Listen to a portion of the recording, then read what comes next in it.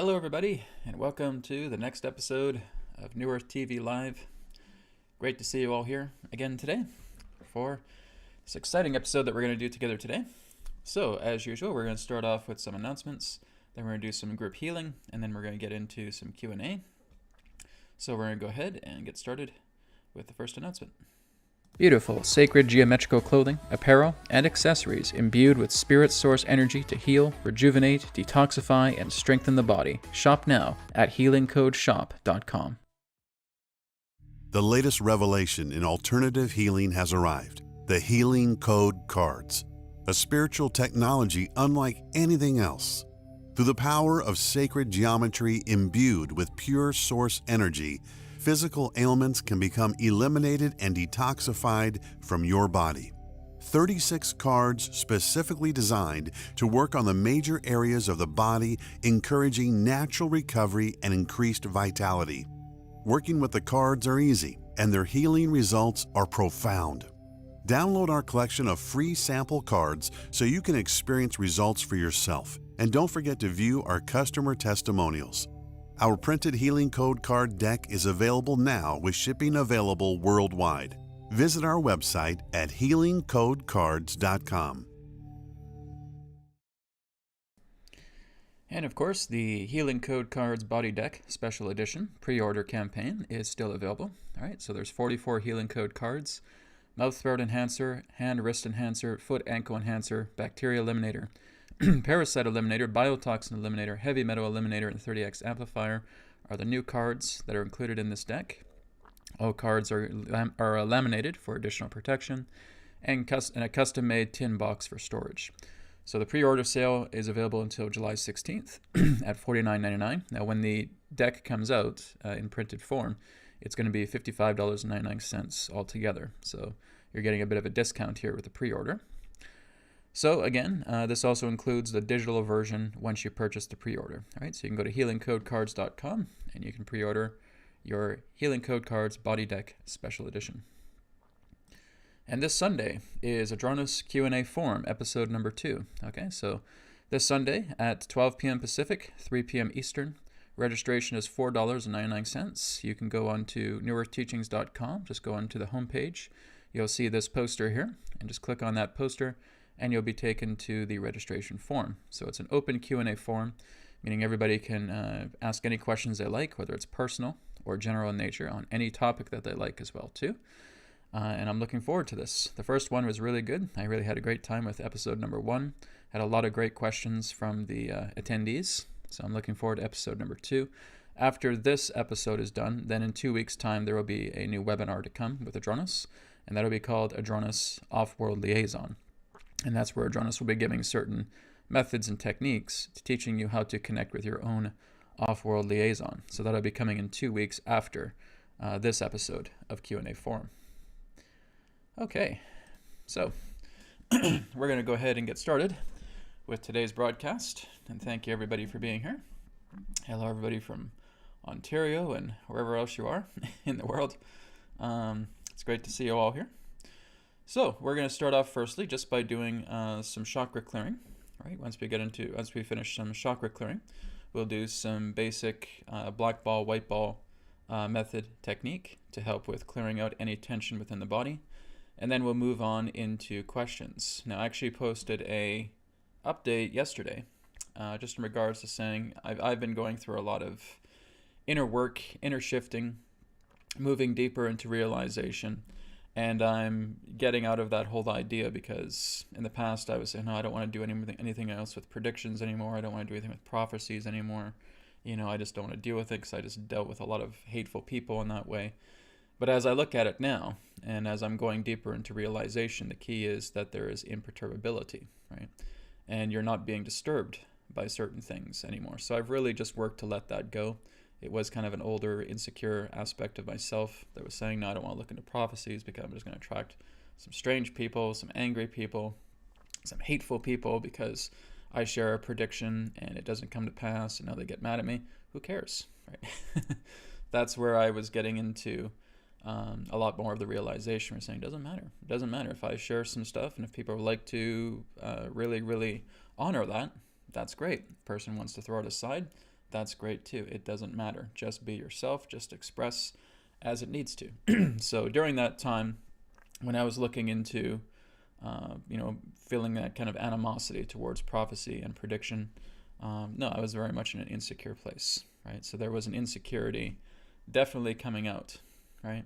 So, if I do get the flow through spirit to talk about something with a prophecy or speak of something with a prediction, and that's fine. If a person even wants to bring in a political question, that's fine too, right? I'm not really in favor of politics, of course, as I've said, but if it's something that a person is itching to know more about, and they want to ask that question, then again, the flow of spirit comes through and that information is shared. So this is what I've learned a lot too, through going through realization practice, going into the deeper depths of oneself, and being able to look at yourself and saying, what is it that I've been perturbed by? What is it that has really disturbed me so much?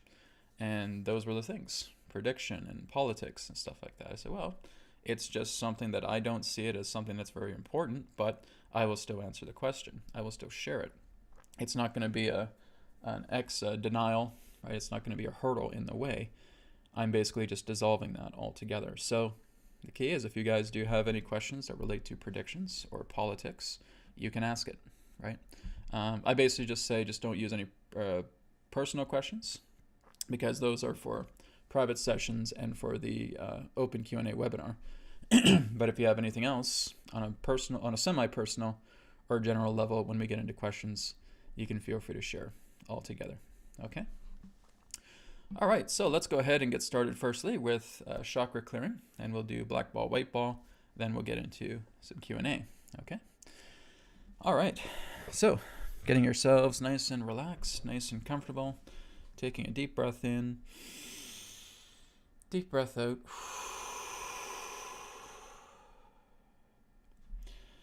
And we're going to start off, and what we're going to do, there's a reason I'm not having my headphones on today, is because we're going to do the earplug method with the Om chanting to go in and clear out the chakra centers, as I've done in the past with the chakra clearing technique. Okay, so let's get ourselves nice and relaxed, making sure the spine is erect. We're going to firstly focus on the root chakra.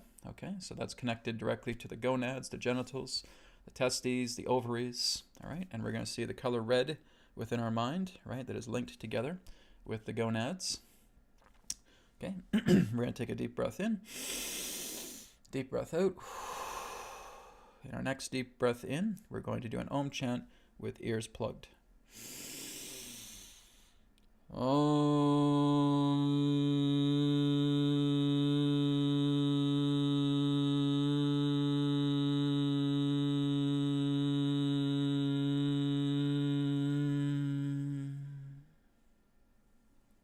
Okay, that was for the root chakra. Now moving up into the sacral chakra, colored orange.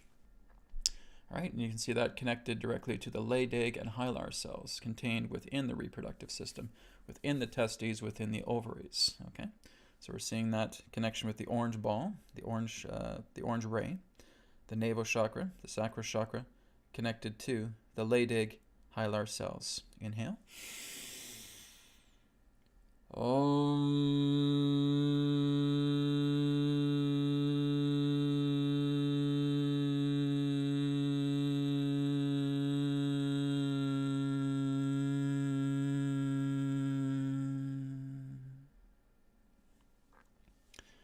Okay, moving on now to the solar plexus chakra, directly connected to the adrenal glands. Seeing that color yellow, a yellow ball, connected directly with the adrenal glands. So we take a deep breath in.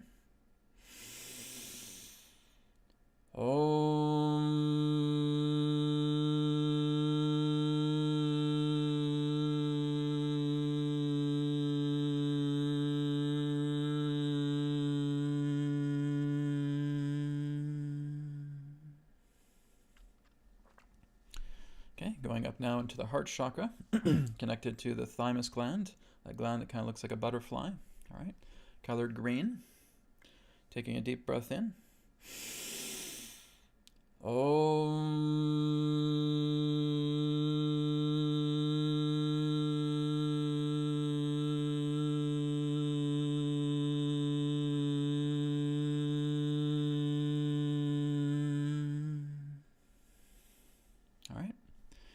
Taking a deep breath in.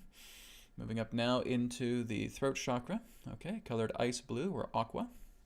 Connected directly to the thyroid gland. All right, deep breath in.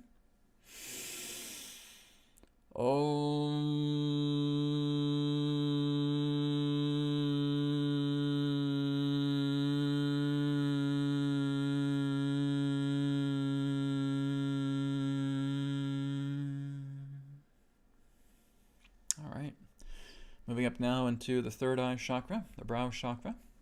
Okay, seeing it as ocean blue, or again, indigo ray, whatever your preference is, connected to the pineal gland. Okay, taking a deep breath in.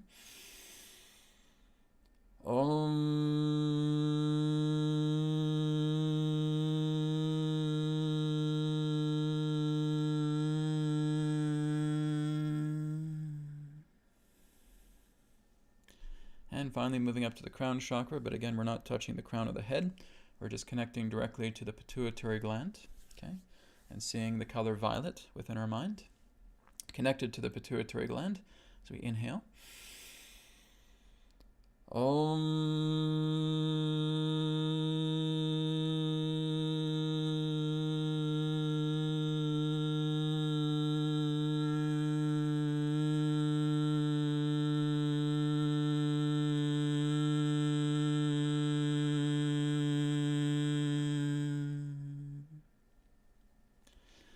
And finish with an inhale, exhale. All right, for those of you who did this with me, you getting high now? This is the way to get high, I'm telling you. You start working and cleaning out your chakra centers with your ears plugged, doing the Om chanting, connecting with each chakra center and its appropriate gland.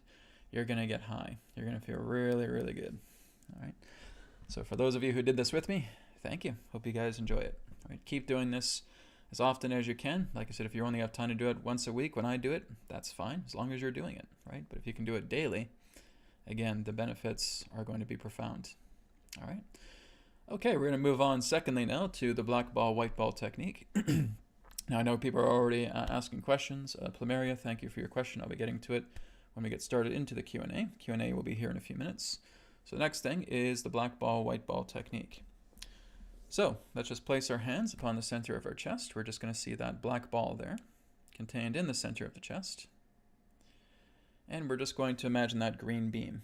Okay, that green beam is coming down. It's nice and slowly. And it's just being aware of any tension, any stress, any rough edges contained within the body that we would see as black liquid. Okay, so you may see pockets. If you have a headache, for example, let's say it's at the top of the head or the back of the head, you may see that kind of glob of black liquid there. And just continuing to go down. How's your organs feeling? Organs feeling good. How's your spine feeling? Spine feeling good. Okay, how about your blood? Blood feeling good. So we're just checking in with ourselves as we do this slow green beam scan and just looking into the body and just discovering where any of this black liquid dense energy deposits are contained within the body. Once we have done that with the black ball, we're just going to see a black root come out, or black roots, depending upon the areas that you have compromised. And we're just going to put it into those areas altogether. All right. As we put it into the areas altogether, we're now just going to do the apologetic affirmation. So again, those of you who are regulars pretty much should know this affirmation by now. For those of you who are tuning in who are new, we will begin the apologetic affirmation. What this does is this is apologizing to the body sincerely, so that the body can now work together in cooperation with you to help alleviate these pockets of black liquid dense energy that represent stress and tension and discomfort. Okay?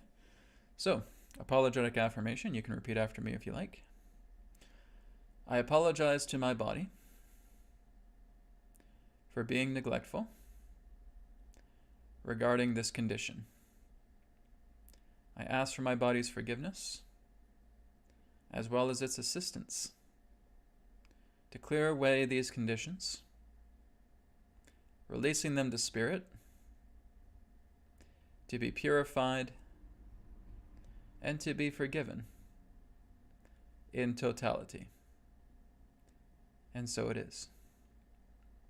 Okay, Now that we have done the apologetic affirmation, like I said, you're really putting your sincerity, your authenticity into that statement, into that affirmation, because that is what's going to bring about a sincere, deep connection between yourself and your body, right? Your body's not going to work with you. Your body's an instrument, right? So you're just working along with that instrument. You're giving it its basic needs, helping it out every step of the way, okay? So now that we have done that, we're going to see the black roots wrapped around those areas that are compromised with the black liquid dense energy. And we're going to see all of that black liquid energy now being siphoned through the black roots, coming directly into the black ball. All right, so I'll give you guys just a few moments now as you go ahead and do that.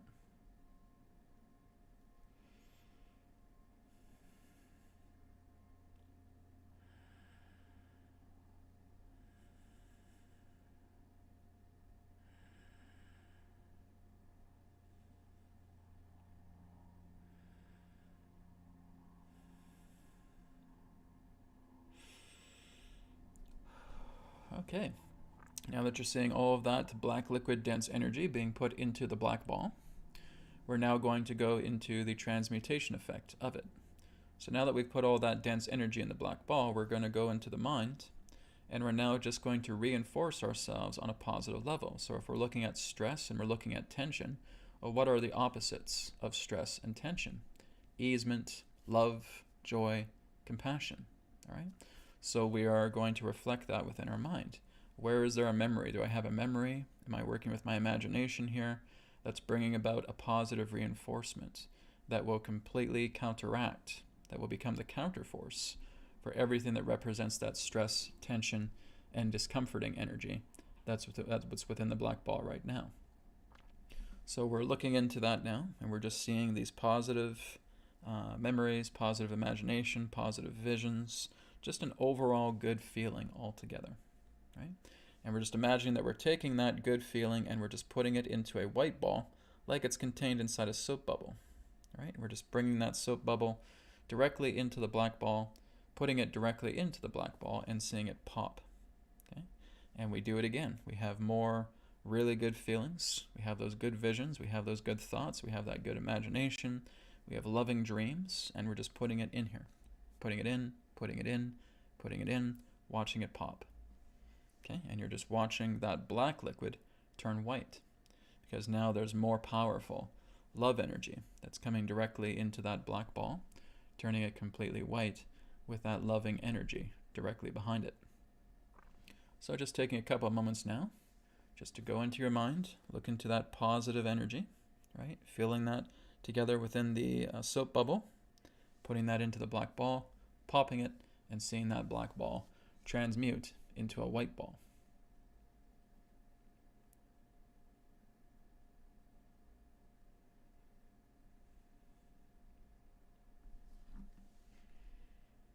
Okay, so now that we have that transmutation effect, and if you need more time to do this, just go back to the recording and you can use this technique again. Again, this technique is also available on the YouTube channel. So with that white ball now, we're going to again see all those roots that were previously connected to those spots. We're now going to see those black roots turning white. Okay, so now they are white roots. And now we're just going to take a deep breath in, deep breath out slowly, and just guiding that love energy directly into those pockets to where the black liquid dense energy was previously.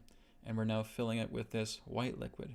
All right, we just feel this rush of joy, of happiness, of compassion, of easement coming directly into the body, right? It's kind of like that strong kind of minty feeling. It's like when you're putting on like an ointment. It has that kind of minty, strong tingling sensation. Well, that's what you're feeling inside of yourself. It's just something that's very, very refreshing. It's like having a mint in your mouth, right? And you feel that kind of refreshness. Well, that's what you're doing. You're feeling this kind of refreshness coming through as it moves through your body, that kind of minty, good freshness. I'm not trying to sound like a commercial, but it's the best way to put it. You want that freshness, you want that replenishment, that rejuvenation just coming into your body, right? I can feel it as I'm even talking about it. There's mintiness coming through my body, through that good feeling of love and happiness, all right? And as we do that, taking a deep breath in, deep breath out, love and honor to the body, love and honor to yourself, and so it is. Okay, great. Thank you, everybody, for joining me for those 2 exercises. Again, I like to get started with those 2 exercises because that really gets ourselves into a state of clarity, right? We may feel like we have a lot of anxiety and we want to ask this question out of anxiety, but when you join me and you do the chakra clearing and you do the black ball, white ball, you're like, oh, I don't even remember what that question was anymore. I'm completely clear, right? That's all it is. Every question that you have, every concern that you have, everything that you're going through right now is just a thought, right? And you can neutralize that thought, and you're no longer caring about that. You no longer are concerned about that thought because you have completely replenished and refreshed yourself. So that's why I do what I do with these techniques. And now your questions may change because you're feeling good now, and that's great. And that's what I'm here to do, helping you to feel great. All right. Okay. So let's go ahead and get started with Q&A. So if you guys do have questions for myself or for Adronis, you can feel free to put it into the text chat. If you guys do want to offer a donation, offer a contribution through the super chat, that's great, and you'll be first in line for your question. Okay. So we'll start off with the first contributor here, who is Plumeria. Thank you very much for your donation, Plumeria. So Plumeria writes, is the quote, "You will own nothing and you will be happy," an accurate representation of where the US and the world is going? Interested in buying a house, but not sure if people will own houses in the new world. Well, you have to understand that when you are looking at a refreshed new world, it's your world, right? It's not about you being concerned about where other people are going. It's not your business, right? You're not here to tell anybody how to live their life. You are not here to change anybody. You are not here to control anybody, right?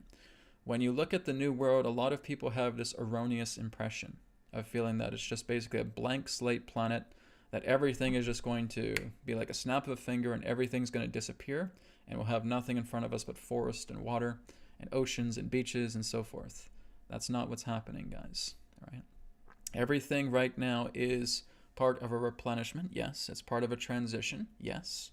But things will remain as they are. But you are looking at it with new eyes. You're looking at it with a new perspective, right?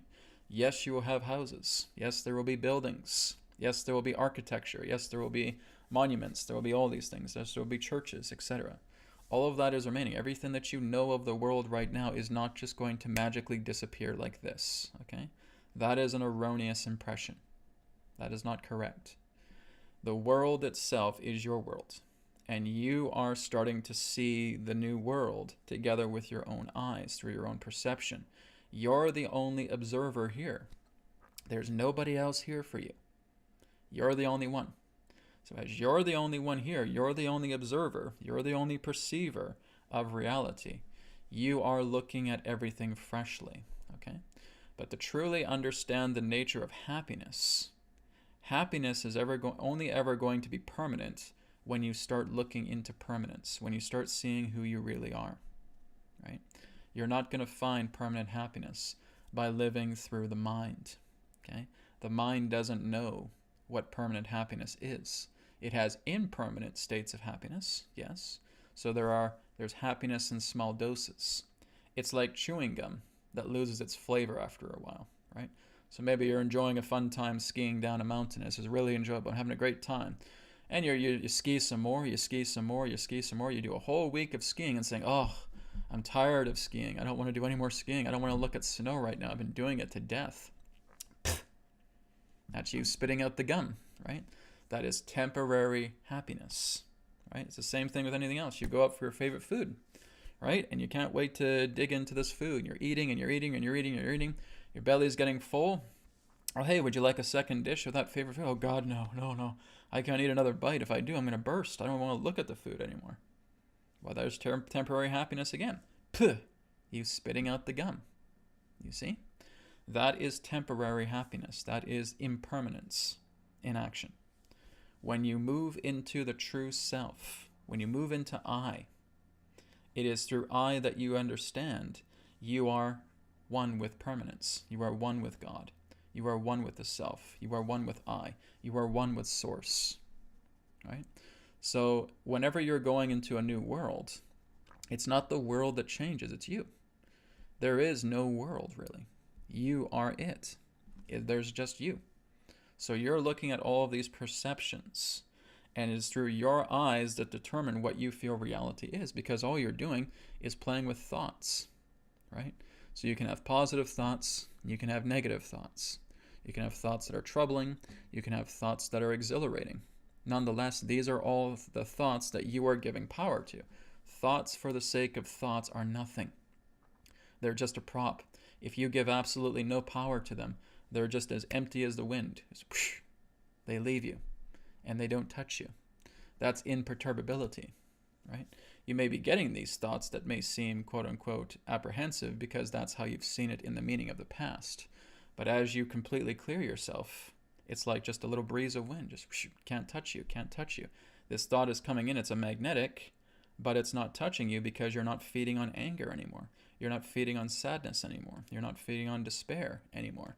And so it leaves. It's just an empty magnetic. It becomes idle, right? So the idea of where the U.S. and the world is going, that depends upon the person, right?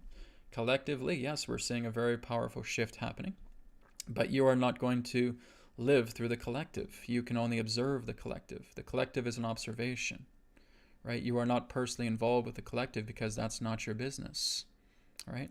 If we know that God created the world, it's God's responsibility to take care of the world. It's not yours. Your responsibility is through you.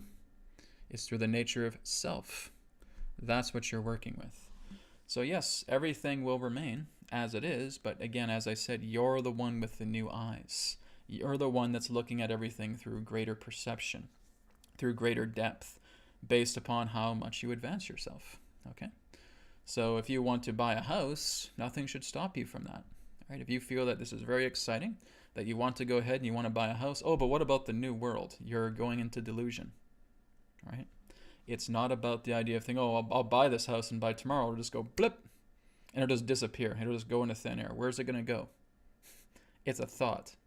It's a thought that you value. It's a thought that you hold. Who's going to take it away from you?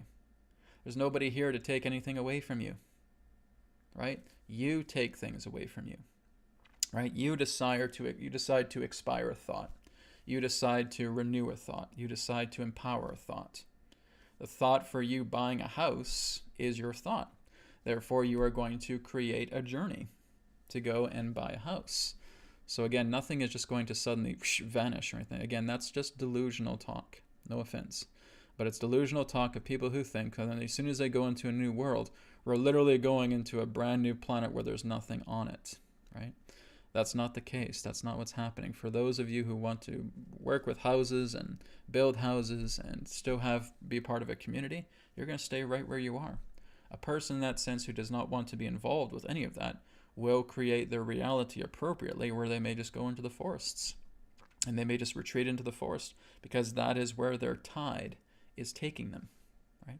But your tide is taking you into modernization. It's taking you into a house. So do not feel that you are at all intimidated in buying a house, thinking about, well, what if the new world comes? That's, again, delusional thinking, right? This world is your world, and your thought is prominent based upon having an experience in a house. So enjoy that experience, okay? Thank you, Plumeria, for your question. All right, let's go up further through the questions here. Okay, here's a question for Adronis from Horace999. Okay. They ask, why do many religions believe that the experience of suffering is essential to spiritual growth? And this is for Adronis. How does that tie in with karmic alleviation? Okay, so I will go ahead and bring Adronis in for this question here. Many religions believe that the experience of suffering is essential to spiritual growth. And how does that tie in with karmic alleviation? Okay, one moment.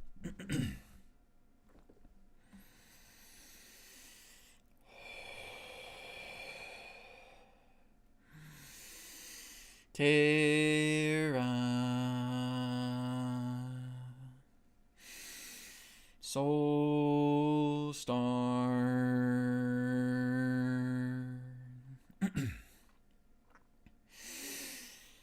Sirius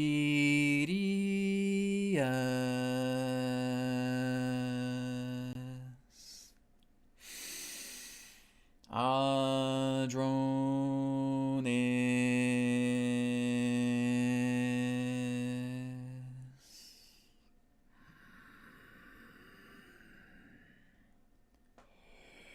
we are here at this time, and we bid you greetings, and thank you very much for the opportunity of this interaction today. We say hello to Horus999 and to all of you, and thank you for your presence with us in this moment. The question is the idea of religions, and why do religions talk about suffering?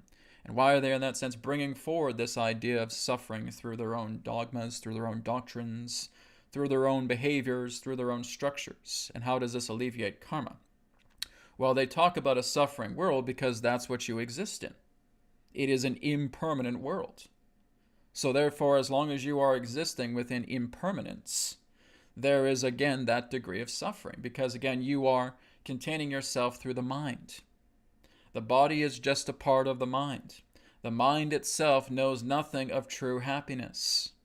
When you look at religions, and they talk about the idea of going into paradise, going into nirvana, going into Valhalla, going to all these different, as you would say, domains that represent a perfect paradise, what they are talking about is leaving the mind behind. But you see, not even many of these preachers or priests or leaders of these religious organizations even know that themselves. They are being taught this in the state of code, and even they themselves still do not truly understand what it means, because if they did, they would be doing it. It is very much like what your Jesus stated. It is the blind leading the blind, because they have not done this themselves. They have taken much of these religious contexts and turned it into an organization. They have turned it into a type of faculty where they are running and operating it like a business, because their intention is not really to bring you into nirvana or bring you into Christ consciousness or anything of that nature, because there's no profit in that. There's no benefit in regards to such an organization that would bring you to that, because then you don't need the organization anymore. You see? This is why the idea of religions in that particular degree have become much more of a placeholder, a feedback loop in that way, where you are simply just going back and forth and just allowing the blind to lead the blind. As long as you remain within impermanent reality, impermanent existence, you will never know true happiness.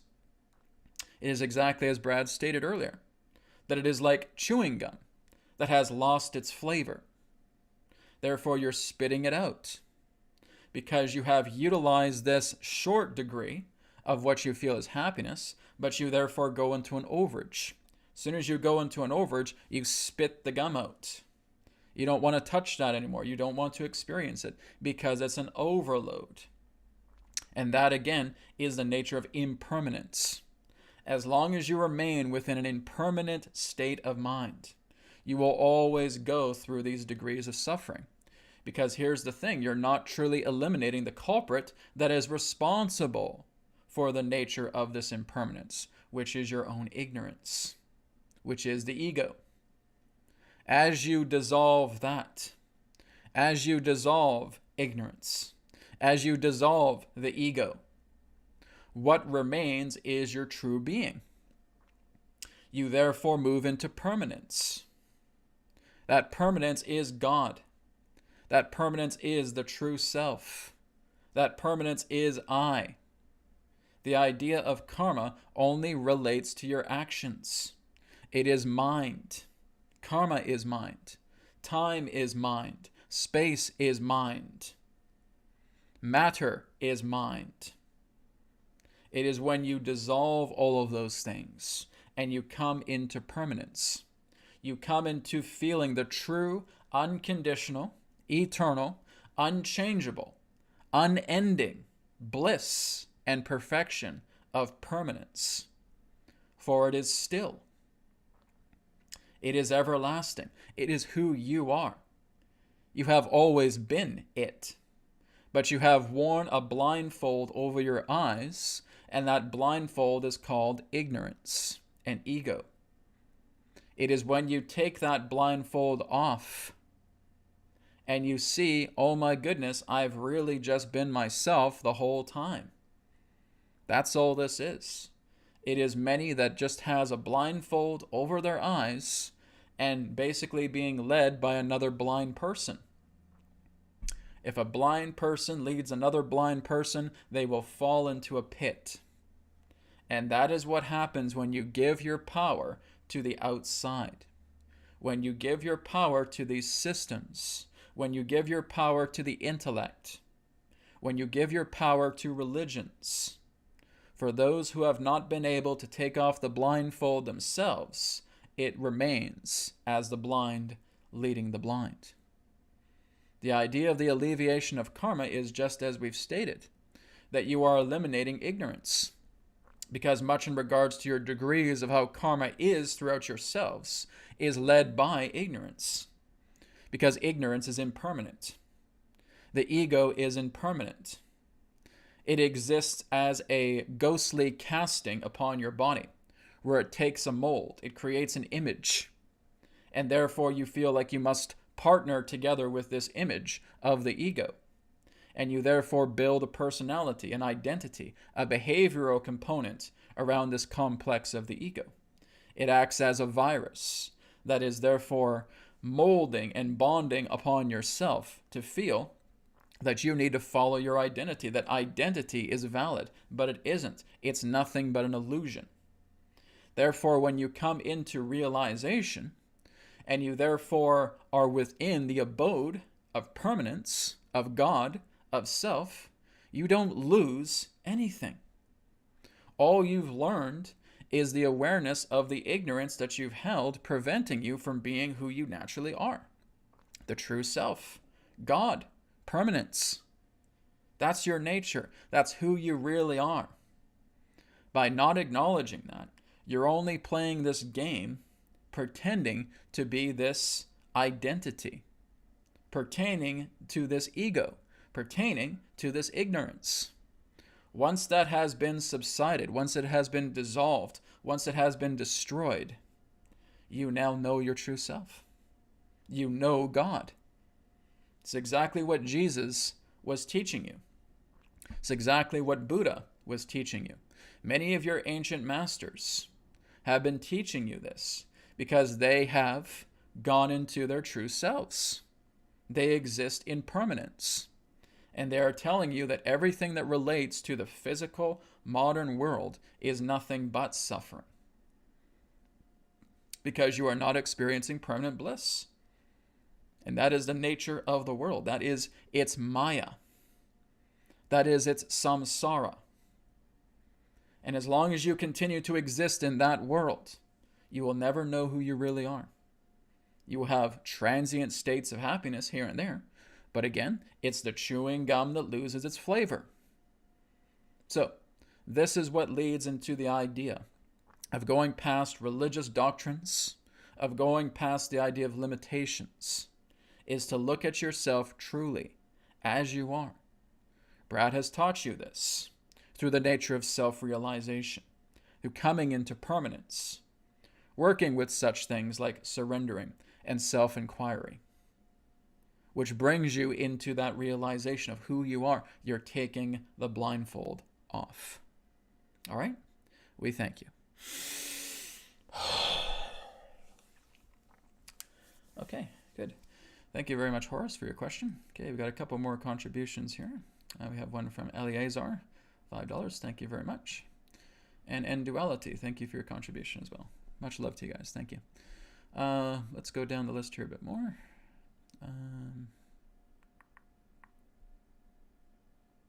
This is just from Leo Jags saying, thanks for telling us about the release technique. I've cleared more traumatic emotions in the past few days than I have in the past few months. I recommend everyone watching it too. Great, right? That's awesome. Yes, please do this work. Now, here's a new update that I have for you guys as well too. I'm completely remodeling the EQ method, okay? We have the original first version of the EQ method that relates to, very similar to what you experience in the BCR-TC technique, the clarity technique, the black ball, white ball technique. That's the first version, right? Because it deals with equivalence, right? I'm making a second version right now, and I'm basically putting it together in kind of a combination with the old version, but I'm also working with new tendencies with it. And it does have a similarity to the idea of self-inquiry. It does have a similarity to that with the release technique, right? So it's kind of a combination of different things being put together and creating a brand new template of this. I should be releasing this within the next few weeks. but it's an entirely different type of EQ method. I just refer to it as elimination query method. Okay, the first one was referred to as the equivalence method, EQ. Right? This one is referred to as elimination query method. So it'd be quite interesting, right? I'm currently putting it together. I will be getting volunteers who would like to do a free trial with it. Not yet, but in the next couple of weeks, if you guys are interested, you can always drop me an email to being a free volunteer to sample the elimination query method, okay, which is basically EQ method version 2. So that'll be coming up in the next few weeks. Okay.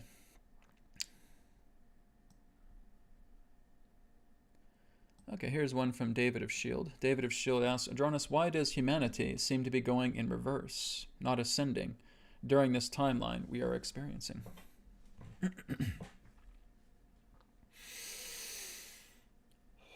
We thank you very much, David of Shield. Who is it that told you that humanity is going in reverse? That's the idea. Where did you get that impression that humanity is going in reverse? Now let's look at that. If the majority of your humanity was actually going into reverse, you would not be experiencing the type of changes that you are experiencing upon your planet. They are not going into reverse. They are witnessing all these things that they could not believe. But now that all of these things are happening, they are questioning their reality. Many of them are reacting out of fear. Many of them are reacting out of denial. Many of them are trying to hide away in a corner. But they are not going in an opposite direction. It is a natural reaction from when you were not aware of what is actually taking place in the world through ignorance. Now that they are seeing a lot of these things that are happening in the world, they have an emotional reaction to it. Because if you have not been able to open yourself up to the larger picture, this is the reaction that you're going to have. You're going to be scared. You're going to be afraid. You're going to be in denial. You're going to want to huddle into a corner. You're going to feel despairing. That is not walking backwards, David of Shield. That is a natural reaction. Humanity is not walking backwards. Humanity is indeed going into much more of a prosperous age. But the whole idea in that sense is that everybody has their own degree relating to what they feel they can handle. Everybody has their own degree in regards to the actions that they take. It is not a walking backwards. The idea is that your earth is moving into much more of a prosperous time ahead. But again, you have to understand what the Great Awakening is. The Great Awakening is to witness suffering that therefore overcomes the nature of ignorance that you have blocked out regarding it. You have blocked out the idea of feeling that, oh, this isn't happening in the world, or there's no way this person will do this, or there's no way that this group will do that. And then you start seeing how it is happening, and now you start getting frantic. Now you start getting emotional. That's what's happening. People will pretend to turn a blind eye, but inside they're processing all of this. And there are those who you never ever thought would join the groupings relating to retaliation that will join it, who will therefore take themselves and go out into the streets, and they will march together with the people. And it's the last person you ever thought would do that will do that. You also have other people in that sense that will come to you, and they may be apologetic for how they acted previously. That's not walking backwards, David. You see, these are your own conjectures. These are your own impressions. You're failing to see the big picture here. This is what a great awakening does. Everybody at some particular point will move into their own appropriate state to again complement the nature of humanity moving forward. You're not walking backwards. If you were walking backwards, it would lead to your own destruction. It's not. It would prevent any changes from happening here. It's not. You are moving forward. You would, in that sense, be wise to really look deeper into this. And you will see that humanity is awakening greater through these tragedies by leaps and bounds. They are not stagnant. You simply expect them to be a certain way, and that is an erroneous impression. They will behave sometimes aggressively, sometimes violently, sometimes with great fear. And they will therefore be able to process that and move themselves into the alignment of why they're here. You must look at yourselves as cells of the body. Some of you are white blood cells. Some of you are fighters.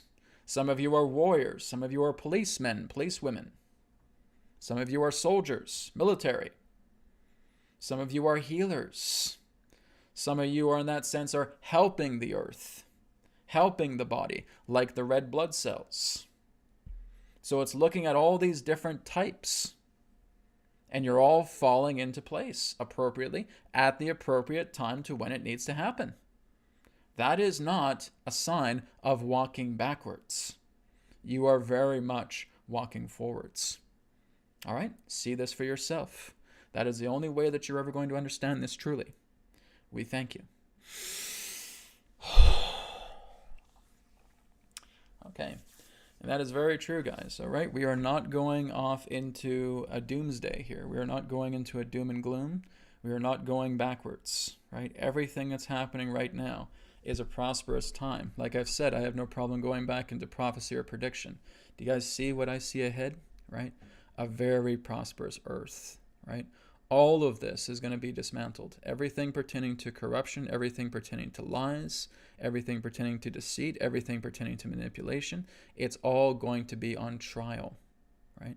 That is what's happening right now. There are worldwide courts. There are worldwide tribunals that are happening. And all of those who are corrupt are going to be occupying those courts. Every single one of them. There's no escape. Not a single stone will be left unturned relating to all of this. Everything that we have spent decades looking into that relates to corruption, that relates to conspiracy, that relates to harshness, that relates to hurting the earth, all of it is being put on trial between now and 2024. Right?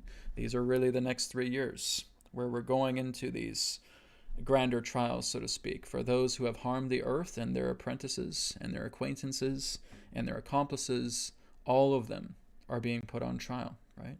It's the idea that humanity is in that way judging humanity, right?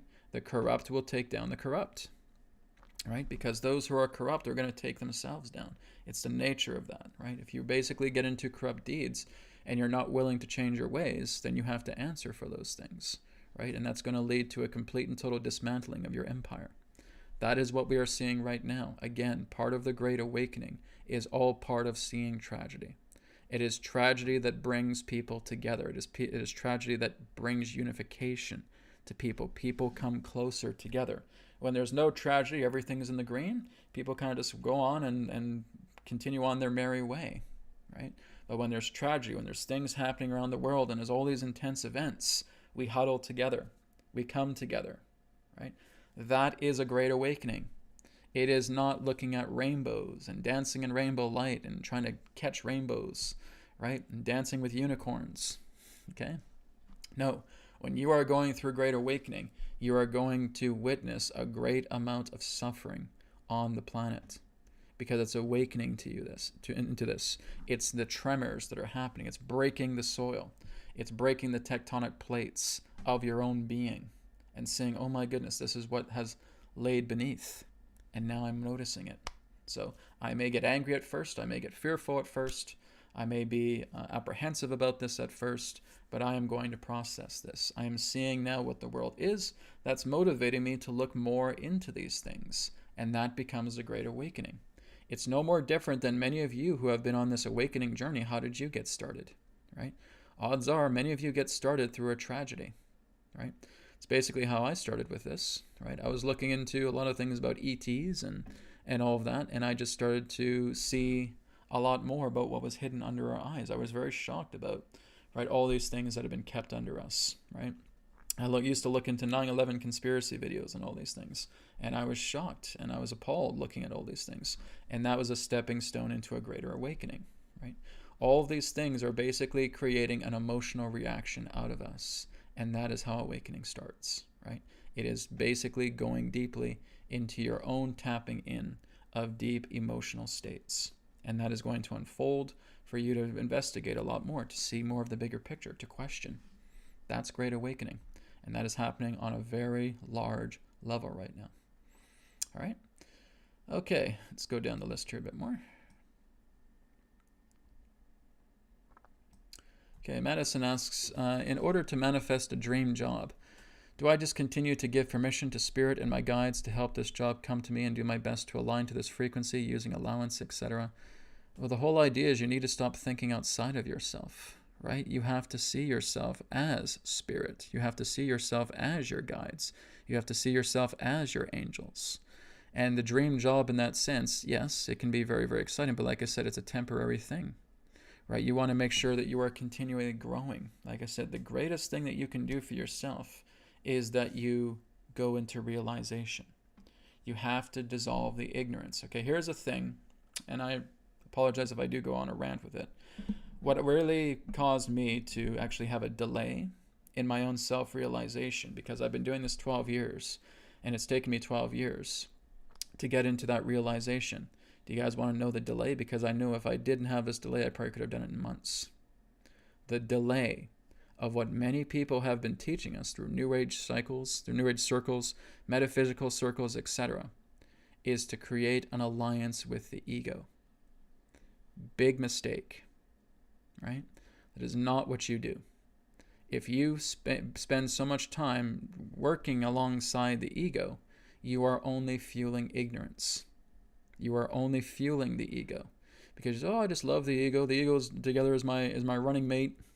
It's my best friend, etc. No, you're going to be delayed. Take this from a person who has had this happen to them, where it took me 12 years to get into self-realization, where it could have been actually months, right? Because I spent many years telling people, because this is what I felt, I believed, right? Is getting behind the ego and just forming an ego alliance and just get behind it, make it your best friend. No, that is a great lie. The ego has no redeeming qualities to it whatsoever, right? It is no more different than a virus. It is no more different than a parasite. All it is like this ghostly image that's basically molding upon your body, and basically putting all these tendencies within you to create an illusionary identity. That you have to have your likes, your dislikes, you have to have your pros, your cons, your loves, your pet peeves, etc. All of these are illusions, right? So again, we get very much into thinking, I'm going to find happiness through impermanence. No, you're not. Your happiness is only going to be skin deep. And you are only going to go so far before you spit the gum out, right? It's the same thing. Like when you have a dream job, really, there's no such thing. I'm not here to be a pessimist to you guys, but that sense, as you start following who you really are, you're being guided to go into doing what you love. Yes, it's important that you do what you love. It's important that you are following that particular path of where you're feeling guided to work. But again, it's like I said, it's like when you're living in impermanence, it's like you're eating fruit that's bittersweet, almost to the state of rotting, right? You're trying to get a nectar out of a nectarine that is basically on a state of rotting, right? You cannot eat prestigious fruit by, again, just having a bunch of baskets around you that are close to rotting, right? The idea in that sense, like I said, is that you're only going to have transient happiness. It's going to fade, right? You could do a dream job for a certain amount of time. Now it doesn't become like a dream job. It felt like that for the first couple of weeks. Now it just becomes a job again. Puh, there goes the gum, right?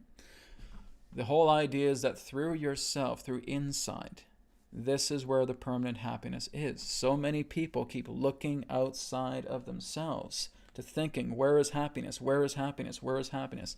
It's not there. It's all in here. If you truly want permanent happiness, you have to destroy your ignorance. The ignorance has to go. Okay? Self-inquiry does this well. Who am I? I. I'm focusing on the I. I'm not focusing on the body consciousness. Right? I'm going into that root directory that is in the mind, where if I say, I am this person, I'm going to do this. Well, here is the I with a subfolder and a subfolder and a subfolder and a subfolder. I'm going to go do this. I'm going to take care of this. I'm going to take care of that. Right?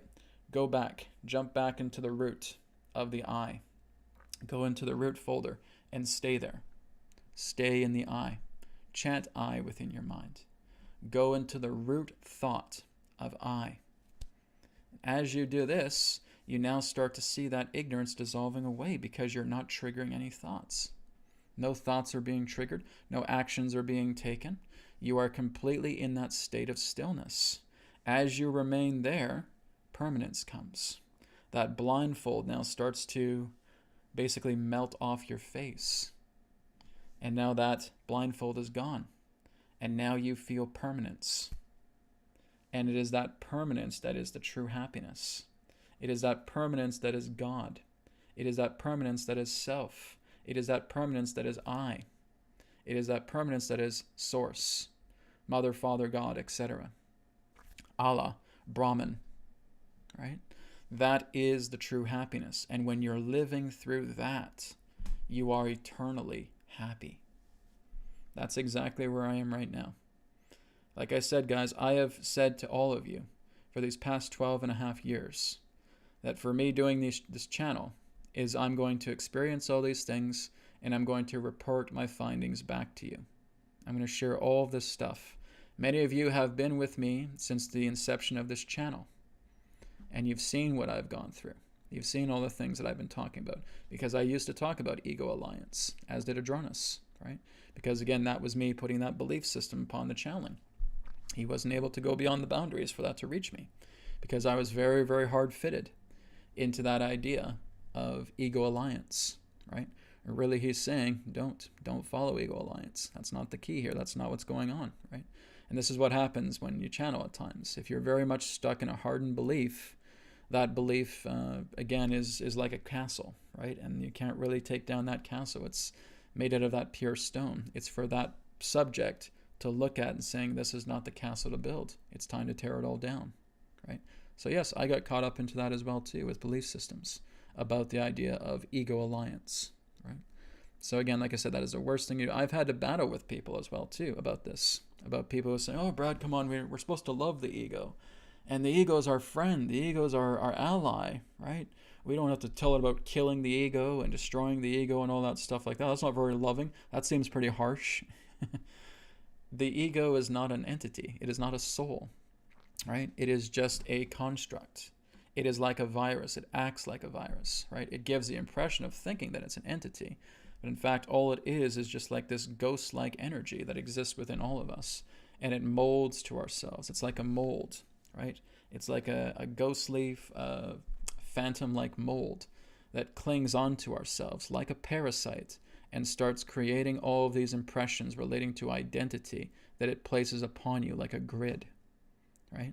So again, it is like a virus. It is like a parasite. It is like a bacteria, right? It is like a poison. So again, you may as well be making best friends with a bag of poison, because that's, again, what the entire nature of the ego is. It's poison, right? Yes, we learn a lot of things from it. We certainly learn about, once we dissolve it, how great it has become, right? It's taught us a lot of things, yes. But again, what we are doing is when we learn to dissolve it altogether, that is when that realization comes. You're not going to have that realization when the ego is still upon you. When the ego starts to dissolve and it starts to fade away, when it starts to be destroyed, then you realize, oh yeah, I had to go through all those things to realize that my realization was all about the idea of me being aware of my own ignorance, right? So that's what it's helped me to do, is for me to be aware of the own ignorance. I'm a parasite. I'm leeching onto you. I'm creating this mold. I'm creating this impression of identity upon you that is false. There is nothing redeemable about the ego. There is nothing redeemable about ignorance. It is a toxin. It is toxic. We're not even in a real world by living in impermanence. You haven't even begun to experience a real world yet. You haven't even begun to live yet by being in impermanence. It's when you go into permanence. It's when you know that you are God, know that you are self, know that you are I. Now you start living. Because before that time, all you've been doing is eating rotting fruit. You've been eating survivalness, right? So, manifesting a dream job, Madison, right? Do not look at something that is outside of you, right? Look into your heart, right? If you want to manifest something, that's fine. You can go ahead and manifest a dream job in that way. But just remember to stay in a state of evolution. Stay flexible, right? Stay in a flux of change. Because like I said, you can have a dream job, but here's what happens, right? When a person has that dream job, and I've talked to people like this as well too.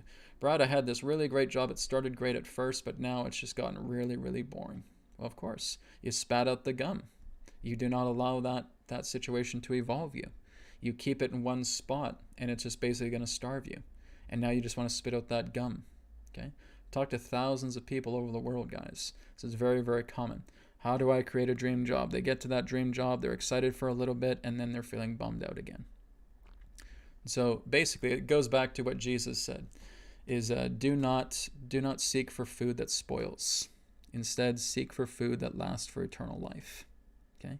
This is what eternal life is, everybody. And it has been heavily misconstrued even through the highest religious leaders of the planet. The idea of having food that lasts for eternal life is you. It is permanence. That is what Jesus is talking about. Is to go into the permanence of self, go into the permanence of God, go into the permanence of I, by dissolving the ignorance that prevents you from going there, so that you are not the blind being led by the blind. For those of you who want to learn how to manifest, you should already know how to do that. Okay, you have 5-minute focus, right? And all you're doing is you're taking a thought and you're charging it. You're making it bigger. You're giving it voltage, right? You're making it bigger and bigger and bigger and bigger and stronger and brighter and brighter. And you are reacting to it as if it's already happened. 5-minute focus. Madison, 5-minute focus, right? That's on my YouTube channel. All you're doing is that. It does not matter if your spirit guides are helping you, if your angels are helping you, blah, blah, blah, blah. Just go in with the heart, right? You look at this thing, you say, Brad, this is exciting to me now. Okay, then go for it. Go for it. You know how to manifest it, yes? Make it big. Make it bright. Make it beautiful. Make it strong. Give it voltage. Act as if it's already happening. See it in your mind. See it as an image. And now you're charging it, and now all of a sudden you let it go after 5 minutes. Now reality starts bringing you into that direction. You start walking that path, okay? You guys already know how to manifest. If you're very, very familiar with what is on my channel, you should already know how to manifest. That shouldn't even be a question for you. Remember to do the work. When I put these practices together for you guys, work with them, because that's what's answering your questions about manifestation. Don't worry about other guides. Don't worry about angels. Don't worry about dimensional beings. Throw all that away. Come into the heart, and let the heart create that manifestation. React to it as if it's already here, and walk forward from where you're being guided. Spirit is leading the way. Okay? Thank you, Madison.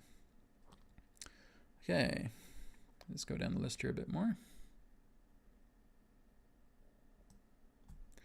Okay, Ashley Hall asked a question for Adronis. Who were the Ant-Men and their relationship with the Hopi Indians? What happened to them? Okay, one moment.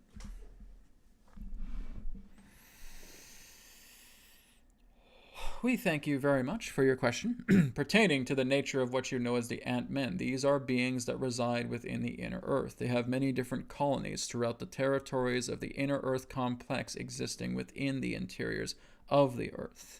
They have not just connected with the nature of your Hopi Indians, but they have also connected with other forms of indigenous population, basically from what you would know as the indigenous found within South America.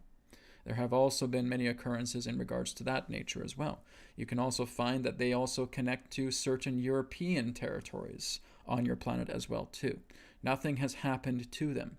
They still exist as they exist. They only come up during certain crucial times of certain states of spiritual evolution, or again, primary times of your people to bring about a message. All they do is share with you messages. They may teach you certain practices as well too, but they are only here to deliver something to a certain means, for humanity to now take it and to carry it forward.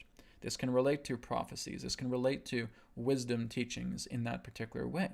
Once their task is fulfilled, they return back into their domain.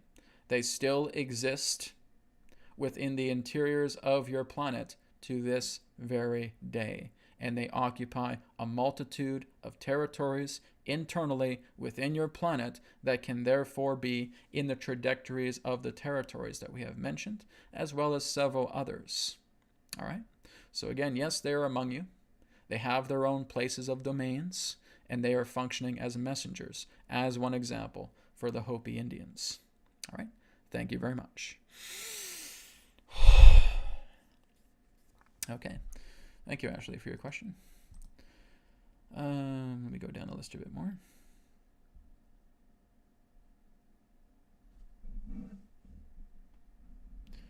Okay, just for you guys, because I get a lot of questions each week about archaeological questions, right? About the idea of devices. Guys, I have to see pictures, okay? Your description isn't helping me. If you do have questions about archaeology, about ancient devices that are used, you got to email me. You got to send me pictures. I don't know what you're talking about through your description alone, okay? I got to see the pictures. Once I'm able to see the pictures, I can go in, I can channel Adronis, because now he has a subject to look into, okay? But again, talking about an ancient granite device like a table with 20 plate-shaped circles and round cups carved in it, that doesn't do it. It's not good enough, John, right? You got to email me, okay? info@newearthteachings.org. Send me a picture of this. And then I can take a look at it, and I can bring Adronis, because now Adronis has a point of reference, right? It's kind of like saying, oh, Brad, what's happening over here? What's happening over here? What's happening over here? Guys, I'm not there. I don't know what you're talking about, right? I have to see a point of reference. We have to basically take the focus and put it into these areas. There's certain things that I'm familiar with, then that's fine, right? I can lock onto that. That's a point of reference. But certain things are saying, oh, this happened in this tribe back in 1400 BC. Or this thing, this device here is happening in Egypt, and it was from 3000 BC, etc. What is it? I don't know. I'm not seeing it. You have to show it to me. Okay? Then when you show it to me, I'm more than happy to bring some insight to your questions. Okay? So I get people asking these questions every single week. You gotta show me pictures. Okay? Once you do that, I'm more than happy to look into it further. Okay? Just a heads up for you guys. Okay, here's a contribution here from Edgar. Edgar says, Adronis, sorry, I only noticed your contribution right now, Edgar. What is taking place when one takes psilocybin mushrooms, and how can they help someone on their journey? Well, for somebody who's taken psilocybin mushrooms, I can advise you, but as your question is for Adronis, okay, I'll bring him through. And he can look into what is taking place when one takes psilocybin mushrooms, and how can they help someone on their journey, okay? Adronis is going to basically share this in layman terms, not too much technical. All right, here we go. We thank you very much, Edgar, for your question. What does occur when the idea of someone who is ingesting psilocybin into their system? What's taking place? It is a union. It is an alchemical process. It is the idea that appropriate chemical compounds are therefore sent into the brain, and the brain is going through a type of, shall we say, transient mutation through the nature of these chemicals. So the chemicals and the components that exist within the psilocybin itself is creating an electrochemical response within the brain that is bringing about different configurations pertaining to the natural perceptions of reality. So therefore, you may start to see, as you would say, kaleidoscopic vision. You will now start to be much more aware of smells, of colors, of taste, of touch, of tactile contact. All of this will become much more sensitized to you because the chemicals are again responding to the brain, and the brain is therefore interpreting it through the temporary mutation that's taking place through the psilocybin-based effect of the mushrooms that are again creating this alchemical state. So what you're doing is you're moving into, yes, a much more deeper perceptual state of consciousness, where you are being much more aware, we would say, of the flow of the moment. You are being much more aware of what resides inside what you term as texture reality or template-based reality. You touch a tree and you can feel the energy of the tree. You truly feel the depth when you place your hand upon the textile contact that you bring forward for the tree. You feel its bark and you feel a lot more deeper with it. You can actually communicate with a tree a great deal more. You can communicate through sound. You can communicate through colors. You can communicate through thoughts and through feelings.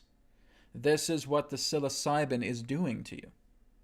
Now understand that the psilocybin is advanced in its mutability, which means that it can actually portray everything that it is aware of through the collective consciousness. You can therefore have that psilocybin to act as different forms of chemical components within yourself, such as a person who may be high on marijuana, such as a person who may be high on LSD or MDMA. It can actually mimic that. It depends upon the nature of dosages that you take, of course, but yes, it is capable of that mimicking. A mushroom itself is a librarian. Please pay attention to that. A mushroom itself, particularly psilocybin, are librarians of the universe. They are aware of everything that goes on within the universe because they exist everywhere. Their spores can be found throughout space. Their spores can be found throughout other worlds. Their spores, in that sense, can actually help to make up galaxies. They are one of the greatest librarians to exist. And based upon the person, they can have quite a sense of humor. If those of you who have tuned in to Brad's connection of the Nature Collective, you saw how he was quite profane. Yes? And again, this can be just a reflection of the conduit themselves. That they can be, as it were, goofy, funny, and therefore they will reflect in that way. Whereas a person is very straight and very much to the point, they will act in that way as well too. They feed off the energy of the conduit. And they simply enhance your own natural characteristics, as it were. But psilocybin mushrooms, natural librarians of the universe. How you wish to teach others this is all based upon mutual arrangement. Maybe someone does not want to take the psilocybin mushroom, but they are more than happy to learn more about what is being experienced, and therefore you can fill them in. So it is all based upon mutual exchange, mutual agreement to determine that. All right? We thank you very much. Okay, Edgar, thank you very much for your question. And if you're taking psilocybin, great. I've had quite a few adventures with those guys. And Duality, thank you for your donation. Appreciate it. Okay, here's one from Jerry Hildebrand. Jerry asks, does human emotions affect earth changes? Weather, Antarctica, weather manipulation, bless all. Yes, of course, guys. Everything we do affects everything. All right? If I'm basically giving an example here, right? There's been times where there's been rainy days, right? And I'm looking in the forecast and say, well, tomorrow I'm going to go for a camping trip, and I'm really going to make sure that the weather tomorrow is clean and sunny, is clear and sunny. There's blue sky, and there's beautiful sunshine, right? I go in and I just see a beautiful day. I see the sun shining. I see a pure blue sky. Next morning I wake up, clear skies, sunshine is out, all right? That's all part of consciousness, right, guys? You have to understand that your emotions, that your thoughts are not being ignored, okay? The universe does not ignore your thoughts, does not ignore your feelings, does not ignore your emotions. But again, you are putting expectations upon it, thinking that it's going to come about in this way when the universe wants to surprise you. It's going to surprise you. It's going to give you something completely different from what you're not expecting. Because that is a uniqueness of reality. You cannot predict the permanence that you are, right? The permanence that you are is all that is. It is divine. It is bliss. It is perfection. It is happiness. It is joy. But when we're looking at the construct of the universe, it is always going to come through as something that will surprise you greatly. Yes, whenever we're feeling a collective downpour of fear, we're going to see it in the world. Not only are we going to see weather patterns changing, we're going to see people go into war, right? We're going to see war. We're going to see battles. We're going to see skirmishes. We're going to see people getting oppressed. All of that comes through the nature of emotions. But we're also going to see those who have been responsible being taken down, because that's where a lot of the emotions are leading right now. Whoever has been responsible for a lot of these corruptions, they're going to be taken down. That's a lot of the common feeling. It's a lot of the common thought. It's a lot of the common emotions, and it's happening, right? But again, like I said, their power relating to the idea of the corrupt, their power has always come through clandestinity, right? It has always been about being clandestine. It has always been about working in the shadows. Now that they can't do that anymore, they have no power. It's like the ego. They are the physical manifestation of what we have been going through ignorance and ego. That's what they represent. So as we see that unfolding, and now they can't keep their secrets hidden anymore because everything's just being blurted out. Everything's being discovered. Everything's happening relating to this corrupt takedown. All of their systems, everything that they have hidden in plain sight is now being exposed. Deep underground military bases are being cleared out, right? Laboratories are being infiltrated and taken down, right? Like I said, guys, I haven't talked to him, but I haven't talked to her, but I have talked so much to the source that she goes through. This channel known as Tarot by Janine. Okay? She's great. Again, if you guys have not checked out the YouTube channel, Tarot by Janine, I suggest you check it out. She is great. She's excellent. She has really good information because she just goes into her source. That's it, right? You're going into an unbiased source working with divination, and that's what I suggest to all of you.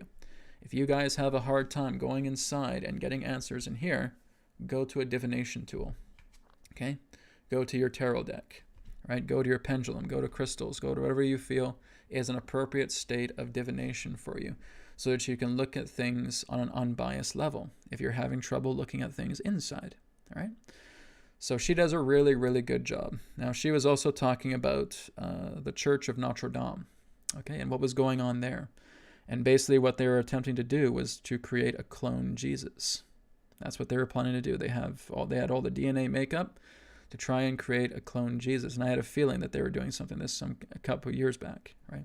And it was around the time when the church burned down. And basically what was burning down was a laboratory. There's a laboratory inside that church where they were going to clone Jesus and try and bring him into the world and basically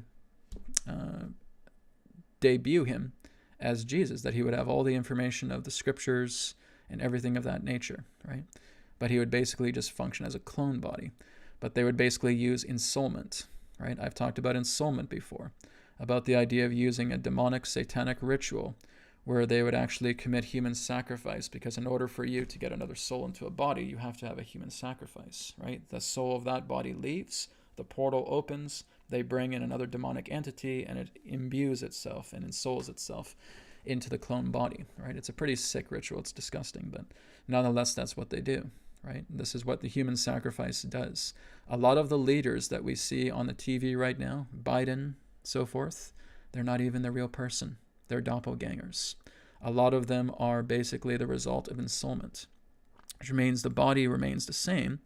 But again, they basically use a human sacrifice. They sacrifice another human. That soul goes. They open a portal. While they're committing this ritual, a dark entity comes in, and they basically embody into the host that you see on television. All right. The majority of the leaders that are still around are basically those people. Okay. And if those particular people have been taken out of the game, then they're basically just using body doubles, and they're just using doppelgangers in that way. So that's really what's happening. So I don't know where I'm getting kind of off track, but that again is just letting you know that there's a lot of things that are happening within the world that we don't know about, right? But a lot of it is all coming under the canvas of our emotions, of our thoughts, of our feelings all together. So it's not just earth changes, it's through everything else that's taking place, all right? So leaders in that sense are false leaders. They're not the true leaders. That soul that was once within that leader's body is not there anymore, okay? They are in the ethers. And again, they're just witnessing as this demonic entity is basically in their body. But again, they are susceptible to all of the dysfunctions of that body as well too. And so they will act that way, where they will be clueless in certain times, where they will be, again, going through some very, very severe dysfunctions. So the body starts to deteriorate. That soul is deteriorating together with the body, right? So again, that's how it works. This is the process of ensoulment that I've talked about in the past. Okay, so that's exactly what's happening. But yes, everything in regards to our emotions, our thoughts, are basically the canvas being utilized to go through all of these experiences, weather modification technology, or just weather modification, changes in environment, changes in behavior, etc. It goes on and on and on. Everything is part of our consciousness. All right? Let's go down a bit more. Okay, I think we're going to take about 1 or 2 more questions, guys. We're going to wrap up, so I'm just kind of looking for some good ones here. Okay, Ken Rick asks, is the true higher self the same as the oversoul? All the oversoul is your true being, right? It represents the soul, right? As it is, the whole soul. So it's soul wholeness in that way. The higher self is the bridge. It's the bridge that connects between the intermittent conscious self and the soul itself, right? So it's the bridge in that sense. You can just basically see the higher self as yourself, highly evolved, basically moved into what you would know as that permanence of perfection, right? So it's being your guide, it's being the architect in that way. But the oversoul is just the wholeness of the soul, right? Your soul is never divided, really, but it's when you go into the understanding the purity of the soul, right? Because the higher self, again, is an extension from the soul, right? That's guiding you in that process. But it is what you would know as the highness of your mind, the highness of yourself in that way that represents the idea of permanence, of being in realization. It is the realization of who you are evolved to such an extent that it is in alignment with perfection. Okay? This is why it really doesn't even have a body. It's just pure consciousness. Okay? Thank you. But we can put a body on it if you want. That's just a part of the mind. But when you go beyond the mind, you look just simply as self. There's no image, there's no mask, there's no words, there's no image, there's no colors. It just is. It's presence. All right? Okay, let's go down the list a bit more. We're going to take one more question.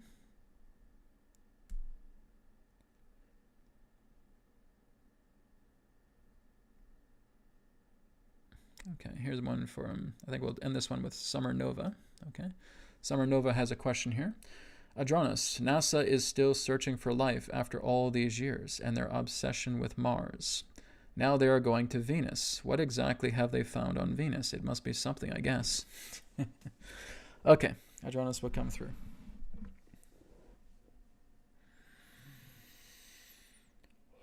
We thank you very much for your question. NASA is obsessed with Mars. Of course they have, because they've never been there.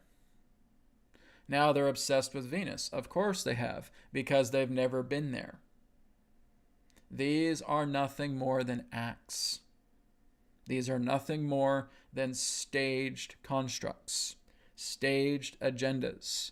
NASA, by itself, has never been to Mars. They have never put a satellite on Mars. There is no Land Rover on Mars whatsoever. You are basically looking at computer-generated composites. You are looking at stages. You are looking at doctored images. They have never been to Mars. NASA has never even left past the confines of your Earth's atmosphere, really. They've never gone beyond the moon. So when you look at these things, these are all stage concepts that are working together with another alibi, basically telling you how the star system works, which is not correct. They are only continuing with their doctored stories with the nature of the star system. As we have stated, that there are, yes, secret space programs that have been beyond your planet because they have worked with reverse engineered technology that enables them to go beyond the atmosphere. So you do have what you know as your secret space programs, your Solar Warden, etc., that have been throughout the entire star system, but they are not officially coming forward, not at this time anyways. If you are relying upon your NASA to tell you the nature of your star system, you are only taking in lies. You are only taking in manipulation. They are not a space agency. It is no more different than your own Hollywood movie sets, where you have actors and you have this big painted background, thinking that they're on another planet, when in fact they are not. NASA is not your source for the idea of understanding how the star system works, because they haven't been beyond Earth. That is the simple truth of the matter. There are other agencies, yes, that have been able to go beyond the Earth that are not secret space program, but they operate much more in the shadows. These are, again, all other particular forms of agendas to further a plan in regards to a state of secrecy. To basically, in that sense, feel like they are being dominant relating to what is actually happening beyond the star system, to giving you an impression in that sense of them trying to run a show relating to they have all the answers of your star system. They have all the answers of different planets, when in fact they do not. They still do not know what is really going on. So it is nothing more than a manufactured, doctored, Hollywood-like agency that, again, it was responsible for what many of you refer to as a doctored moon landing. That this was, again, not the case. They never landed on the moon through that transmission, through that broadcast, for it was directed by your own Stanley Kubrick. Very little has changed since that time. They still have directors. In fact, there are directors from your Hollywood that will come on and actually direct a lot of this footage and information and pictures and all of these stories from NASA. They have all these Hollywood-like directors. It is not a real space agency. They know nothing of Mars. They know nothing of Venus. Because what you see upon the, shall we say, starry sky, when you look at Mars, that is not what Mars actually looks like. When you look at Venus, that is not what Venus actually looks like. When you look at Mercury, that is not what Mercury actually looks like. When you look at your own moon, that is not what the moon actually looks like. They are veils.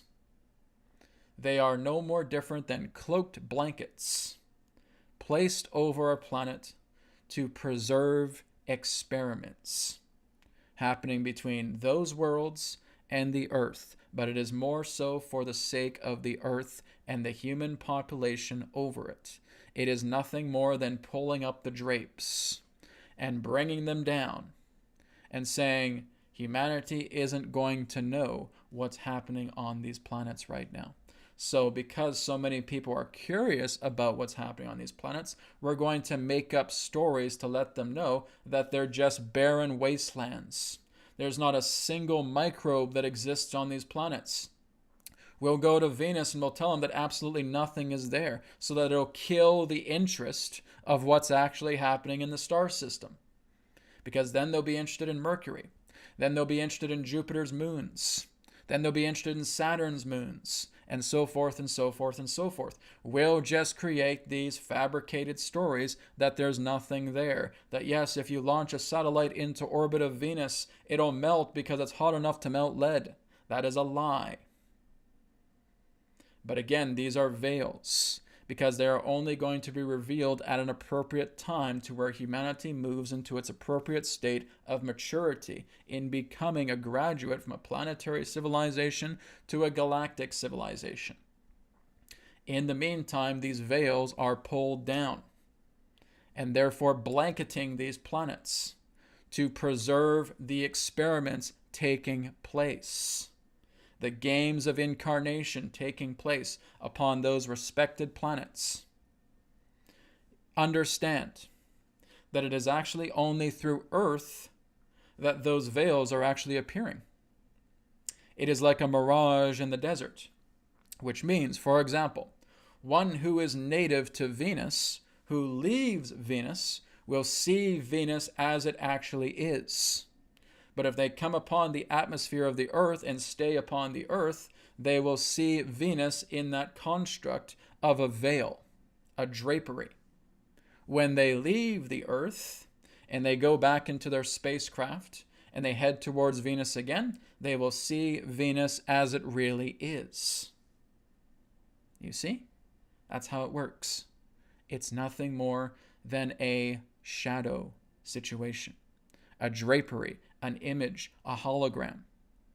And those holograms happen upon the Earth.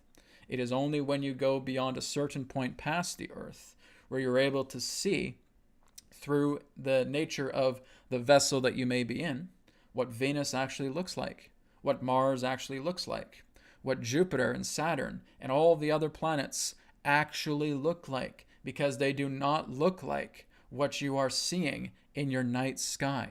That is part of holography. That is part of a drapery. There is life on all planets. And there are abundant life on all planets. They are not dead forms. Brad will be discussing this further through his next New Earth Teachings episode about off-world civilizations. So we will leave it at that for now. We thank you very much, and we will now return to the conduit. Goodbye for now.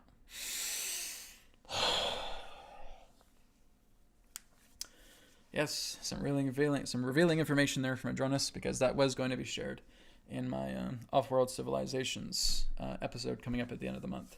So I'm going to be doing some filming on it today, actually. So it's a big episode. There's a lot of great revealing into it.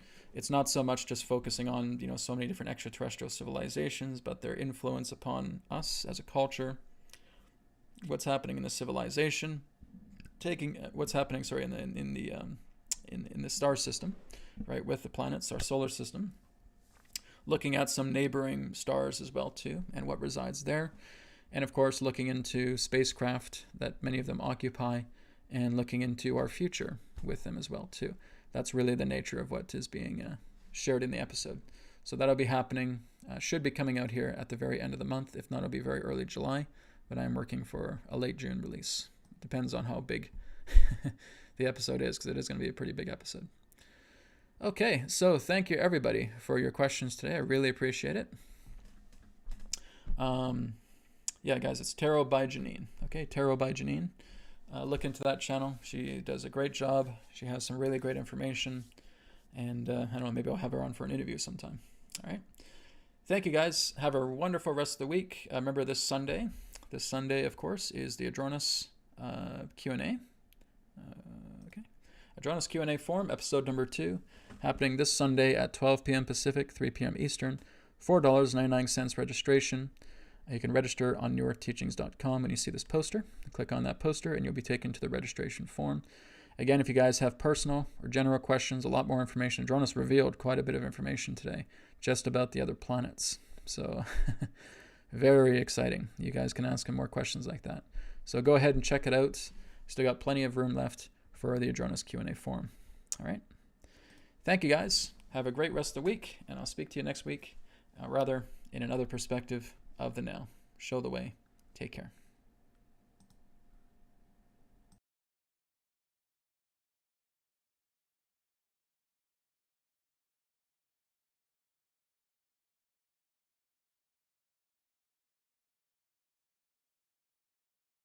Thank you very much for checking out the New Earth Teachings YouTube channel. Feel free to check out my websites, newearthteachings.com, healingcodecards.com, healingcodeshop.com.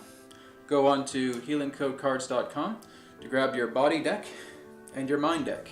Also available in digital versions as well. And of course, you can follow me on social media, on Facebook, on MeWe, and of course on Telegram as well. Thank you again for tuning in, and I'll speak to you again in the next video. Take care and show the way.